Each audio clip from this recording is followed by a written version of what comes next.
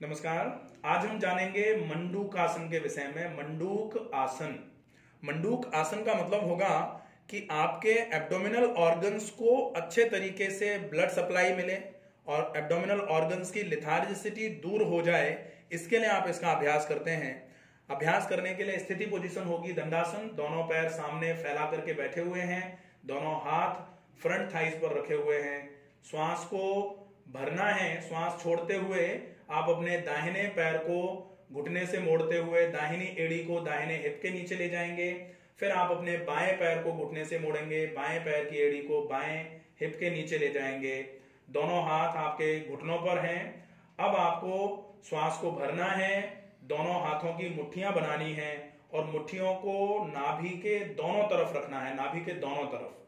ठीक है, श्वास को भरना है और अब श्वास को छोड़ते हुए आपको कमर से आगे झुकते हुए धीरे धीरे करके मुट्ठियां आपकी जो है वो नाभि के दोनों तरफ पेट पर रखी हुई थी, आगे झुकेंगे तो पेट और थाइस के बीच में मुट्ठियां आ जाएंगी।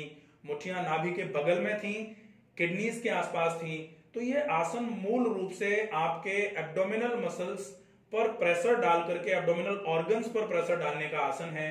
इस आसन को जब आप करते हैं तो केवल एक विशेष ध्यान रखना होता है कि अगर आपका बीपी ज्यादा रहता है तो फिर इस आसन को आपको थोड़ा ध्यान से करना होगा, क्योंकि यहाँ आपका एब्डोमिनल एरिया दबेगा तो प्रेशर जो है वो ब्रेन की तरफ ज्यादा बढ़ेगा, तो सेरेब्रल कंजेशन होने का काम थोड़ा सा होता है। अगर बीपी की समस्या रहती है तो बीपी थोड़ा सा इस आसन की वजह से थोड़ा सा कुछ समय के लिए बढ़ जाता है। तो बीपी अगर ज्यादा है तो इस आसन के अभ्यास से थोड़ा सा बचना चाहिए। बाकी अगर पेट से संबंधित कोई भी समस्या है और विशेष रूप से अगर शुगर के केस में या लिवर से संबंधित किसी भी समस्या के केस में इस आसन को किया जाता है तो बहुत इफेक्टिवली ये काम करता है। जैसे ही आप आगे झुक करके पेट को दबाते हैं, पेट के ऑर्गन्स आपके डायफ्राम को दबा करके फेफड़ों को दबाते हैं, तो श्वसन तंत्र से संबंधित जितनी भी समस्याएं हैं उन सारी समस्याओं में भी ये आसन बहुत इफेक्टिव रहता है। साथ में ये आसन आपके फेशियल ब्लड फ्लो को बढ़ाता है।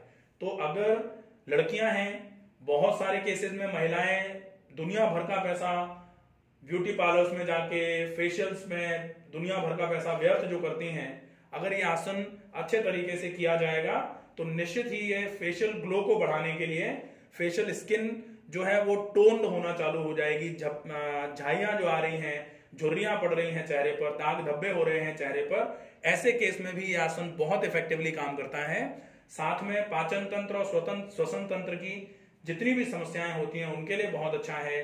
हाथ चूंकि आपके नाभि के दोनों तरफ रखे हुए हैं, नाभि के दोनों तरफ अगर प्रेशर पड़ता है तो प्रेशर नीचे की तरफ भी जा रहा है। जैसे जैसे प्रेशर नीचे की तरफ जा रहा है तो एड्रिनल स्टिमुलेशन, रीनल स्टिमुलेशन के साथ में ओवेरियन स्टिमुलेशन, साथ में फैलोपियन ट्यूब पर अगर कोई भी ट्यूबल ब्लॉकेज है या अगर माइल्ड थोड़ा बहुत भी आपको अगर यूट्राइन फाइब्रॉइड की प्रॉब्लम है, अगर यूट्राइन प्रोलैप्स की समस्या नहीं है या फिर अगर आपको यूरिनरी इनकॉन्टिनेंस की समस्या नहीं है तो फिर आप इस आसन को कर सकते हैं। इस आसन को करने में कॉन्ट्राइंडिकेशन जो रहेंगी वो है, अगर हाइटल हर्निया है तो ये आसन नहीं किया जाएगा। अगर आपको यूट्राइन प्रोलैप्स की समस्या है, बच्चादानी आपकी खिसक के नीचे की, अगर आप महिला हैं और बच्चादानी खिसक के नीचे की तरफ आती है अगर आपकी खांसते या छींकते समय या आगे झुकते समय या पेट पे दबाव पड़ते समय, तो फिर इस आसन को अवॉइड किया जाना चाहिए। आशा है ये वीडियो आपको समझ में आया होगा।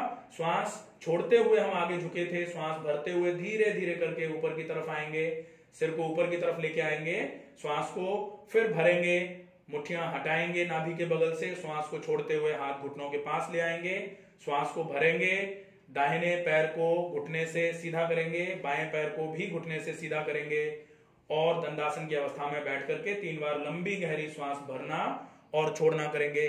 ये होगा आसन का सही अभ्यास, आसन करने की सही विधि और उसको सही विधि से करने के पूरे पूरे फायदे और आपको कब इस आसन को अवॉइड करना चाहिए उसके बारे में पूरी जानकारी।